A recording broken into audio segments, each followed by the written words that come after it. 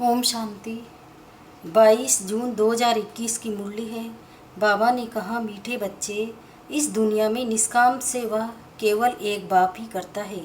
बाकी तुम जो भी कर्म करते हो उसका फल अवश्य मिलता है। प्रश्न है, ड्रामा अनुसार कौन सी बात 100% सर्टेन है जिसकी तुम बच्चों को खुशी है? उत्तर है, ड्रामा अनुसार सर्टेन है कि नई राजधानी स्थापन होनी ही है। तुम बच्चों को खुशी है कि श्रीमत पर हम अपने लिए अपनी राजधानी स्थापन कर रहे हैं। इस पुरानी दुनिया का विनाश तो होना ही है। तुम बच्चे जितना पुरुषार्थ करेंगे उतना ऊंच पद प्राप्त होगा। गीत है, तुम्हें पाके हमने जहाँ पा लिया, जहाँ तो जहाँ आसमां पा लिया। ओम शांति। जो बच्चे कहते हैं बाबा भी वही कहते हैं। बच्चे कहते हैं, बाबा तुम्हें पाके हम स्वर्ग के मालिक बनते हैं। बाप भी कहते हैं, बच्चे मन बना भो। बात एक ही हो गई।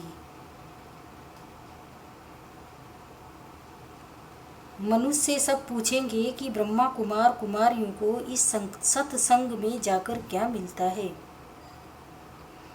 तो ब्रह्मा कुमार कुमारियाँ कहते, हम शिव बाप दादा से विश्व के मालिक बनते हैं। विश्व का मालिक और कोई बन न सके। विश्व के मालिक ये लक्ष्मी नारायणी हैं। शिव बाबा तो विश्व का मालिक हो नहीं सकता। तुम बच्चे विश्व के मालिक बनते हो, तुम्हारा बाप विश्व का मालिक नहीं बनता। ऐसी निष्काम सेवा करने वाला और कोई होता नहीं। हर एक को अपनी सेवा का फल जरूर मिलता है। भक्ति मार्ग में वह किसी भी प्रकार से जो कोई कुछ भी करते हैं, सोशल वर्कर को भी सेवा का फल जरूर मिलता है। गवर्नमेंट से पगार मिलता है। बाप कहते, मैं ही एक निष्काम सेवा करता हूँ जो बच्चों को विश्व का मालिक बनाता हूँ और मैं नहीं बनता हूँ। बच्चों को सुखी करके सुखधाम का मालिक बनाए, 21 जन्मों का सुख दे। मैं अपने निर्वाण धाम में व वानप्रस्थ अवस्था में बैठ जाता हूँ। वानप्रस्थ तो मूल वतन को ही कहेंगे। मनुष्य वानप्रस्थ लेते हैं, बच्चों को सब कुछ दे जाए, सत्संग आदि करते हैं। गुरु करते हैं कि ये मुक्ति का रास्ता बताए। अब तुम बच्चे जान गए हो कि मुक्ति, जीवन मुक्ति का रास्ता कोई मनुष्य मात्र कभी किसी को बता नहीं सकते। वे किसी को भी सद्गति दे नहीं सकते, अपने को भी नहीं दे सकते। अपने को दे तो फिर दूसरों को भी दे। बाप आते ही परमधाम से हैं। ये वहाँ का रहने वाला है। तुम बच्चे भी वहाँ के रहने वाले हो। तुमको पाठ बजाना है इस कर्म क्षेत्र पर। बाबा को भी एक बार यहाँ आना है तुम बच्चों के लिए। जबकि स्वर्ग की स्थापना हो रही है तो जरूर नरक का विनाश होना ही है। अभी तुम जान गए हो, शिव बाबा ब्रह्मा द्वारा आदि सनातन देवी देवता धर्म की स्थापना कर रहे हैं। तुम जानते हो हम मनुष्य से देवता बन रहे हैं। फिर से तुम बच्चों की बुद्धि में है कि हर 5000 वर्ष बाद हम आकर फिर से ब्रह्मा द्वारा शिव बाबा के बच्चे बनते हैं। वर्षा पाने के लिए पतित पावन उनको कहा जाता है। नॉलेजफुल ज्ञान का सागर भी हैं। योग अर्थात याद सिखाते हैं, परंतु निराकार कैसे समझाएं, इसलिए कहते हैं ब्रह्मा द्वारा मनुष्य से देवता बनाता हूँ, अर्थात देवी देवता धर्म की स्थापना कराता हूँ। अब वह धर्म है नहीं, फिर बनाना पड़े।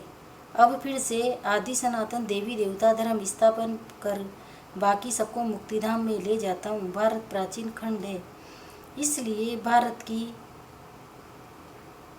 आदर्श शुमारी वास्तव में सबसे जास्ती होनी चाहिए। ऐसी बातें और कोई की बुद्धि में नहीं आती। आदि सनातन देवी देवता धर्म सबसे जास्ती बड़ा होना चाहिए। 5000 वर्ष से उन्हों की वृद्धि होती रहती है। बाकी और जो आते हैं 2500 वर्ष के बाद इस्लामी और आदम शुमारी कम होनी चाहिए। फिर थोड़े समय बाद बौद्ध धर्म वाले आते हैं तो उनमें थोड़ा फर्क होना चाहिए। इस्लामी बौद्ध आदि पहले सत्व प्रधान हैं, फिर धीरे धीरे तमो प्रधान बनते हैं। ये भी हिसाब है। जो अन्य समझदार बच्चे हैं उनको ख्याल करना पड़े। आजकल लिखते हैं चाइनीज़ सबसे ज़्यादा है, परंतु उनको सृष्टि चक्र का ज्ञान तो है नहीं। ये सब राज तुम बच्चों की बुद्धि में है।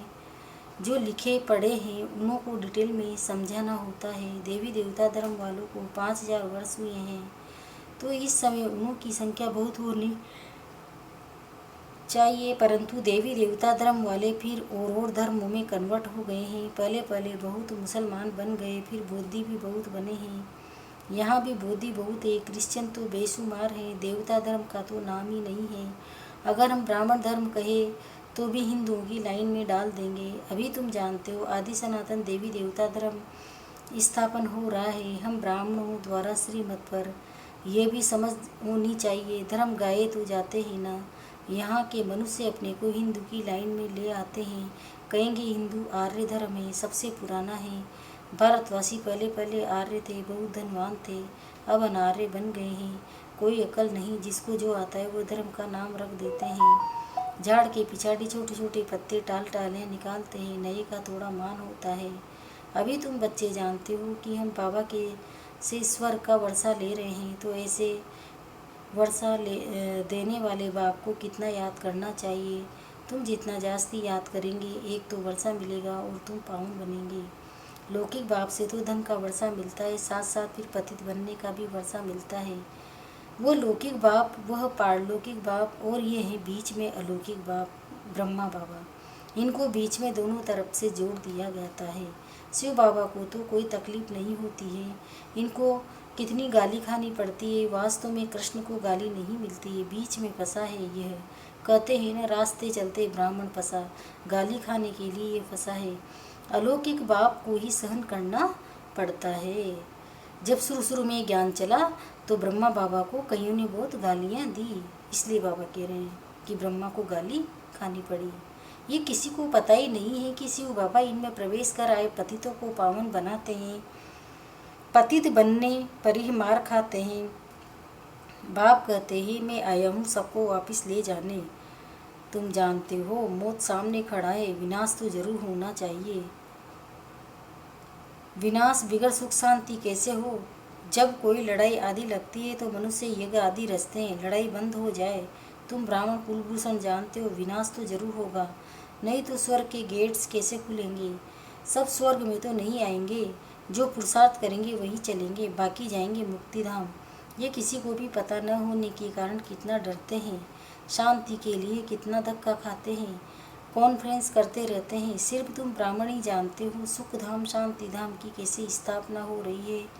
विनाश के सिवाय स्थापना हो न सके। तुम अभी त्रिकालदर्शी बने हो, तीसरा नेत्र ज्ञान का मिला है, वो तो कहते रहते हैं पीस कैसे हो, अर्थात कोई भी लड़े नहीं। सभी कहते हैं वन नेस हो, एक ही बाप की मत लें कि हम सब एक बाप के बच्चे भाई भाई हैं, तो वन नेस हो जाएगी। एक बाप के बच्चे ही तो आपस में लड़ना नहीं चाहिए। ये भी तो सतयुग में ही था, वहाँ कोई भी आपस में लड़ते नहीं, वो तो सतयुग की बात हो गई। यहाँ तो है ही कलयुग। बरोबर सतयुग में देवता थे, बाकी सब आत्माएं कहाँ थी पता नहीं पड़ता। तुम अब समझते हो एक राज्य सिर्फ सतयुग में ही था, वहाँ सुख शांति सब था।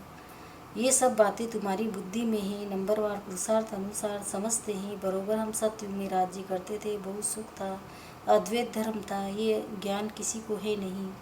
इस समय तुम नॉलेजफुल बनते हो, बाप तुमको आप समान बनाते हैं। जो बाप की महिमा वही तुमको बनना है। सिर्फ दिव्य दृष्टि की चाबी बाप के पास रहती है। बाप ने बताया भक्ति मार्ग में मुझे काम करना पड़ता है। जो जिसकी पूजा करते हैं मैं उनकी मनोकामना पूरी करता हूँ। यहाँ भी दिव्य दृष्टि का पाठ चलता है। कहते हैं ना, अर्जुन ने विनाश का साक्षात्कार किया, विनाश भी जरूर होना है, विष्णुपुरी भी जरूर स्थापन होनी है। बाप ने जैसे कल पहले समझाया था वैसे ही बेट समझाते हैं। बाबा हमको मनुष्य से देवता बनाते हैं, जब देवता बनते हैं तो आसुरी सृष्टि का विनाश जरूर होगा, चारों तरफ हाहाकार मचना है। बुद्धि समझ सकती है, नेचुरल क्लेमिटी जानी है, मूसलाधार बरसात भी होनी है। इन सबका विनाश हो जाए तब सत्युग की स्थापना हो, 5 तत्वों की खाद भी मिल जाएगी। इस धरती को खाद देखो कितनी मिलती है। बाप कहते हैं इस रुद्र ज्ञान यज्ञ में सब स्वा हो जाएगा। भक्ति मार्ग में देखो रुद्र यज्ञ कैसे रचते हैं। शिव बाबा का लिंग और छोटे छोटे शालिग्राम बहुत बनाकर पूजा करके फिर मिटा देते हैं, फिर रोज़ बनाते हैं, पूजा करके फिर तोड़ देते हैं। शिव बाबा के साथ जिन्होंने भी सर्विस की उन्हों का भी यह हाल करते हैं। रावण की देखो, हर वर्ष एफिजी बनाए उनको जलाते हैं। दुश्मन की तो एक बार एफिजी बनाए जलाते हैं, ऐसे नहीं कि वर्ष वर्ष जलाने का नियम रखते हैं, एक बार ही गुस्सा निकाल देंगे। रावण को तो हर वर्ष जलाते हैं, इसका अर्थ कोई समझते थोड़ी है। फिर कहते हैं रावण ने सीता को चुराया। कुछ अर्थ नहीं समझते फॉरेनर्स, क्या समझेंगे? कुछ भी नहीं। दिन प्रतिदिन रावण को बड़ा बनाते जाते हैं, क्योंकि रावण बहुत दुख देने वाला है। अभी तुम इस पर जीत पाते हो, सत्युग में होगा ही नहीं। ये जो कर्म की भोगना बीमारी आदि होती है, ये है रावण के कारण। रावण की प्रवेशता होने के कारण मनुष्य जो भी कर्म करते हैं वह विकर्म हो जाते हैं। सुख दुख का खेल बना हुआ है, इस सृष्टि जोग रूपी को किसी को भी पता नहीं है। लक्ष्मी नारायण को राज्य कैसे मिला किसी को पता नहीं। तुम छोटे छोटे बच्चे समझाते हो। ये लक्ष्मी नारायण सत्युग में राज्य करते थे। संगम परे राजयोग सीख ये पद पाया। बिड़ला को भी छोटी छोटी बच्चियाँ जाकर समझाए कि इन्होंने ये राज्य कैसे पाया। अभी तो कलयुग है, इनको सत्युग नहीं कहा जाता। राजा ये तो अभी है नहीं, राजाओं का ताज ही उड़ा दिया है। धर्मशास्त्र सिर्फ 4 है। गीता धर्मशास्त्र है, जिसमें 3 धर्म अभी स्थापन होते हैं, न कि सतयुग में। ऐसे नहीं कि लक्ष्मी नारायण ने व राम ने कोई धर्म स्थापन किया है, वह धर्म अभी स्थापन कर रहे हैं। फिर इस्लामी, बौद्ध आदि और क्रिश्चियन का एक ही धर्मशास्त्र है, बाइबिल। बस फिर पीछे वृद्धि होती जाती है। आदि सनातन है ही देवता धर्म। अब फिर से देवी देवता धर्म की स्थापना करते हैं। तुम ड्रामा के राज को अच्छी रीति समझ गए हो, खुशी भी रहती है। इसलिए तुम बच्चों को 100% सर्टेन है कि हम फिर से अपना राज्यभाग स्थापन कर रहे हैं। इसमें लड़ाई आदि की बात ही नहीं है, राजधानी स्थापन हो रही है, ये सर्टेन है। As certain as death. तुम जानते हो हम फिर से राज्य भाग्य लेते हैं, कल्प आपसे वर्षा लेते हैं। जितना पुरुषार्थ करेंगे उतना ऊंच पद पाएंगे। अच्छा, मीठे मीठे सिकंदे बच्चों प्रति माता पिता बाप दादा का याद प्यार और गुड मॉर्निंग। रूहानी बाप की रूहानी बच्चों को नमस्ते। हम रूहानी बच्चों की भी रूहानी माता पिता बाप दादा को याद प्यार गुड मॉर्निंग, नमस्ते नमस्ते नमस्ते। शुक्रिया बाबा, शुक्रिया आपका, पदमा प्रणाम, शुक्रिया। धारणा के लिए मुख्य सार है। पहला है, जो बाप की महिमा, उस महिमा को स्वयं में लाना है। बाप समान महिमा योग्य बनना है। पारलौकिक बाप से पवित्रता का वर्षा लेना है। पवित्र बनने से ईश्वर का वर्षा मिलेगा। दूसरा, श्रीमत पर अपने ही तन मन धन से एक आदि सनातन देवी देवता धर्म की स्थापना करनी है। वरदाने त्रिकालदर्शी बन, व्यर्थ संकल्प व संस्कारों का परिवर्तन करने वाले विश्व कल्याणकारी भव। जब मास्टर त्रिकालदर्शी बन संकल्प को कर्म में लाएंगे तो कोई भी कर्म व्यर्थ नहीं होगा। इस व्यर्थ को बदलकर समर्थ संकल्प और समर्थ कार्य करना, इसको कहते हैं संपूर्ण स्टेज।